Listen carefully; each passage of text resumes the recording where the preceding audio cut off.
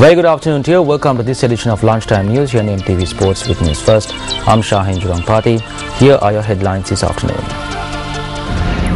Sri Lanka and Japan sign an agreement to strengthen maritime relations.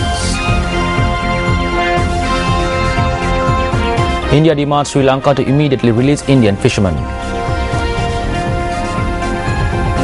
Series of attacks in Baghdad kills 21. Here are the stories in detail. Sri Lanka and Japan have entered an agreement to strengthen maritime relations.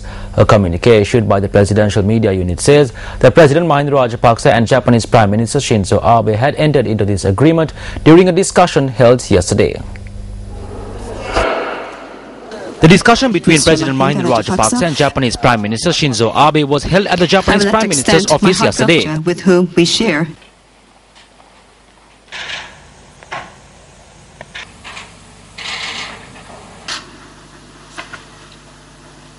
Sri Lanka to Japan.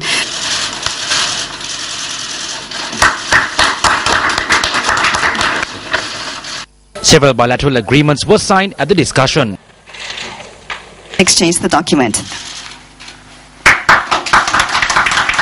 Thereafter, President Mahinda Rajapaksa expressed these views. During these 60 years, our partnerships has grown significantly, giving emphasis to all relevant areas. We resolved to strengthen cooperation in the area of defense, particularly focusing on maritime security. On economy, Sri Lanka welcomes Japanese investments and look forward to further cooperation in urban infrastructure, education and research. Japanese support in the post-conflict development is also highly appreciated. Thank you. The Indian government has demanded the Sri Lankan Deputy High Commissioner to India to immediately release the 53 Indian fishermen who were taken into custody by the Sri Lankan Navy in the seas of Thalemana and Delft. India's The Hindu newspaper reported that this step was taken with irate parliamentarian from Tamil Nadu attacking the Indian government for its feeble response. Meanwhile, Chief Minister of Tamil Nadu Jayalalitha Jayaram has requested the Indian Prime Minister Dr. Manmohan Singh to intervene to ensure the early release of the arrested fishermen. In a letter addressed to the Indian Prime Minister, Jayalalitha Jayaram urged the Prime Minister to advise the Sri Lankan government to release the arrested fishermen without foisting any criminal case. A tense situation also rose in the Indian Parliament in protest of the arrests. Politicians of several political parties including the DMK, the AIADMK, the Communist Party of India and the Vidutale Chirutaigal Kachi voiced their opposition to the arrest. However, the Sri Lankan police said that the Indian fishermen will be produced before the Thalemana and Delft courts today.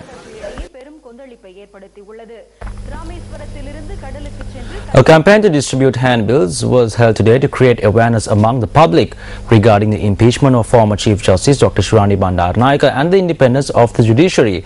The campaign was organized by the Sitawaka Lawyers Collective and the Sitawaka People's Movement. The campaign to distribute handbills was held near the Paduku railway station this morning.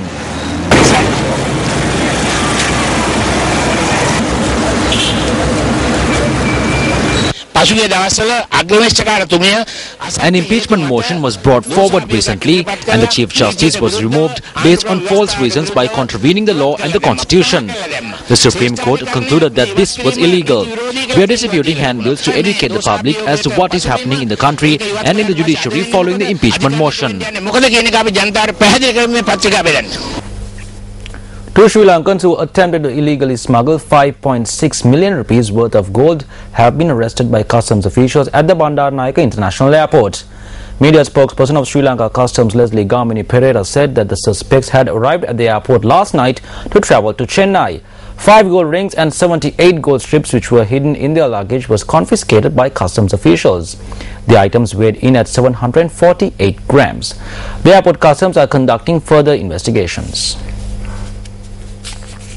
More local news, the Foreign Employment Bureau has commenced a program to provide social security for Sri Lankan domestic workers employed in Saudi Arabia. Deputy General Manager of the Foreign Employment Bureau, Mangala Ramdenia, says the solutions can be provided to the problems faced by female domestic workers in Saudi Arabia through this program. කියන්නේ ජාත්‍යන්තර මට්ටමේ සමාජ ආරක්ෂණ වැඩසටහනක් Saudi අරාබියට යන ශ්‍රී ලාංකික විගමනික කාන්තාවන් සඳහා තමයි පළවෙනි අදියර. The first phase of this social security program is to safeguard female domestic workers in Saudi Arabia. An agreement has been reached with the Social Security Committee in Saudi Arabia. The main purpose is to obtain the support of the government of Saudi Arabia to resolve the problems faced by Sri Lankan domestic workers in the country without burdening the workers. The domestic workers will be included in this program when they register with the Bureau. සෞදි අරාබිය රටේ රජයේ සහයෝගය ලබා ගැනීම කාර්යාංශයේ ලියාපදිංචිය ලබා ගැනීම සමගම මේ සියලු ආරක්ෂණ වැඩසටහන් වලට ඒ අයව අනිවාර්යයෙන්ම ඇතුළත් වෙනවා. The Water Supply and Drainage Board says that a 12-hour water cut will be in effect starting from 8 p.m. tomorrow to 8 a.m. the following morning in several areas of Colombo.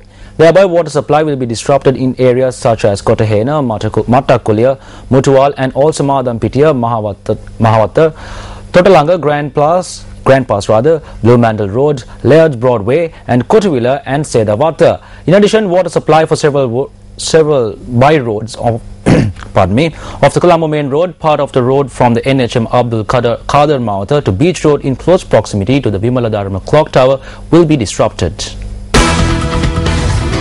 No play was possible on the opening day of the first test yesterday due to rain. Now Australia, who won the toss today and decided to bat first, got off to a comfortable start with openers Ed Cowan and David Warner sharing a patient partnership. Australia were 125 for no loss a short while ago.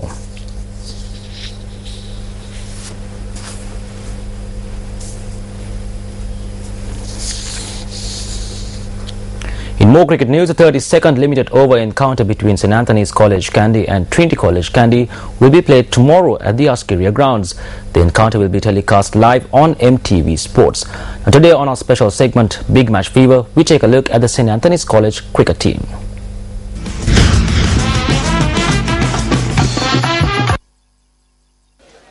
Sajid Bulat Singhala will lead the Anthonians for this year's annual encounter against Trinity College. Both teams will play in tomorrow's match without taking part in any limited over cricket action this season. However, the Anthonian skipper has high hopes for the team, who have excelled in the three-day format of the game. St Anthony's College team, coached by Champika Siriwardana, consists of 6 batsmen, 4 pacemen and 2 spinners. St Anthony's College have won the annual limited over encounter against Trinity College on 12 occasions.